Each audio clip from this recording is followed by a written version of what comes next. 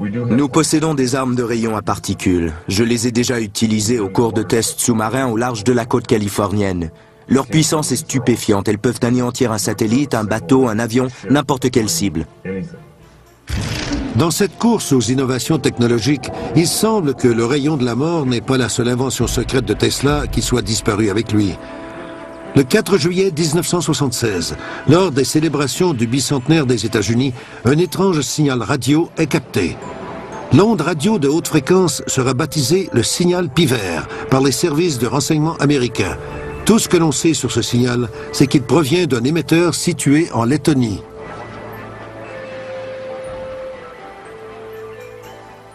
Les Soviétiques ont mené des expériences en vue de créer une aurore artificielle.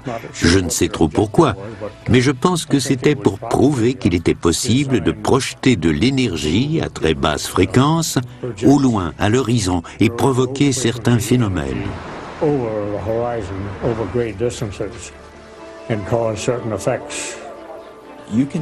On peut reproduire l'effet qu'aurait une substance chimique sur un organisme vivant en utilisant des fréquences électromagnétiques extrêmement basses. Personnellement, je crois que ces expériences visaient à développer une nouvelle façon de communiquer avec leurs sous-marins. Le 13 juillet 1977, à 21h19 précises, le signal Piver cesse brusquement. Une étrange couronne se forme alors autour de la centrale électrique Edison qui dessert la ville de New York. La ville entière est soudainement plongée dans le noir, créant une situation de chaos et de confusion. Les effets de la panne de New York s'apparentent à ceux de Colorado Springs durant l'expérience de Tesla où des générateurs électriques surchargés avaient sauté. Lorsque la panne a commencé, les New-Yorkais se sont mis à se comporter de façon étrange. New York est devenu un endroit très dangereux. Un vrai casse-tête pour les policiers. Le secret de Tesla était-il que l'électricité pouvait affecter l'état mental de l'être humain? Si oui, ce secret était-il tombé entre de mauvaises mains? Qui est responsable du fameux projet HARP, inspiré par les découvertes de Tesla?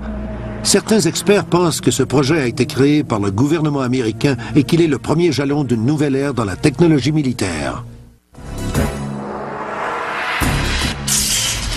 La science est-elle au service de la guerre ou de la paix?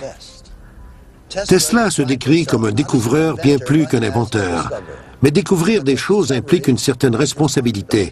Et Tesla n'était pas sans l'ignorer lorsqu'il a développé cette nouvelle technologie militaire. Plusieurs pensent que Tesla a préféré garder cette nouvelle technologie secrète afin qu'elle ne tombe pas entre de mauvaises mains. Le projet HARP existe à cause des théories qu'a élaborées Tesla au cours des années 30. Il savait qu'il était possible de stimuler le champ magnétique de la Terre pour créer un bouclier capable de protéger une ville. Le projet HARP est au départ une expérience en physique atmosphérique, où un immense réseau d'antennes émet dans l'ionosphère de la planète une série très complexe d'ondes.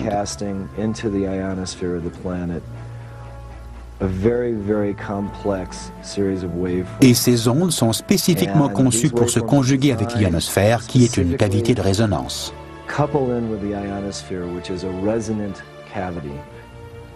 Cette théorie implique de chauffer l'ionosphère comme le ferait un four à micro-ondes géant. Une petite pulsation d'un certain nombre de watts peut provoquer une grande pulsation parce qu'il est possible, de façon fortuite ou intentionnelle, d'utiliser l'énergie qui nous entoure et qui circule à travers nos corps et qui se retrouve partout dans l'espace. Le concepteur du projet HARP a d'abord conçu un bouclier défensif qui agit en grillant les systèmes de guidage électronique des bombes ennemies. HARP a été conçu pour de multiples usages. Au départ, ce n'était pas une arme. Si vous lisez les brevets, vous verrez que je pensais d'abord à une utilisation défensive. Eastland soutient qu'en chauffant des portions de la haute atmosphère, HARP peut affecter la température globale de la Terre, une idée pour laquelle Tesla a été ridiculisé voilà presque 100 ans. Un des grands dangers du projet HARP est qu'en se concentrant sur une petite portion de l'ionosphère, on risque de créer une distorsion dans la magnétosphère de la planète, la magnétosphère étant le bouclier naturel de la Terre.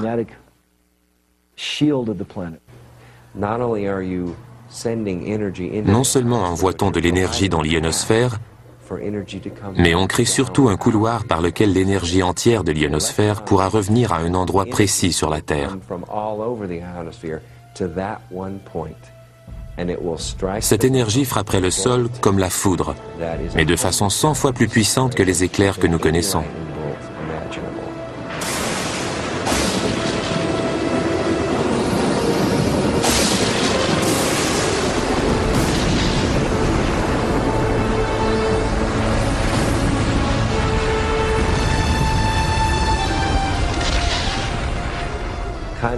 La force de cette foudre serait équivalente à l'éruption de 3 ou 4 monts St. Helens par seconde. La vraie puissance de HARP n'est pas encore connue et il n'existe aucune agence de contrôle civil. La possibilité que le projet HARP soit capable de créer d'immenses perturbations à l'échelle planétaire, incluant la modification des conditions climatiques, un réchauffement global de la planète et même le ralentissement de l'orbite de la Terre, nous aide à comprendre pourquoi Tesla a détruit les plans de son invention. Il a cessé de travailler à son projet de bouclier défensif en 1905 parce qu'il avait compris que son système des 5 tours érigés autour de la Terre pouvait causer la destruction de l'espèce humaine. Peu de temps après, Tesla éprouve de sérieuses difficultés financières. Ses investisseurs sont soit morts ou ont coupé les ponts. Alors qu'il sombre peu à peu dans l'oubli, il continue à faire des recherches de plus en plus ésotériques. Il était passablement obsédé par le phénomène de la résonance et voulait l'utiliser pour faire certaines expériences. En fait, pour détruire des choses concrètes. À un moment donné, il a fait une expérience sur un édifice en acier qu'on était en train d'ériger sur Wall Street.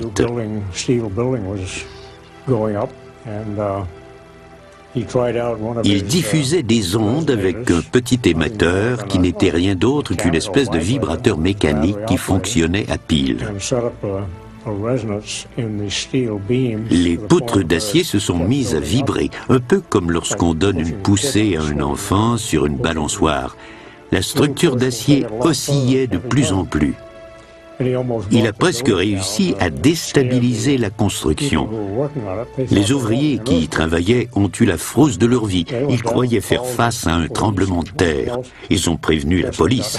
Tesla a eu peur. Il a rassemblé son équipement et s'est vite enfui chez lui sans demander son reste.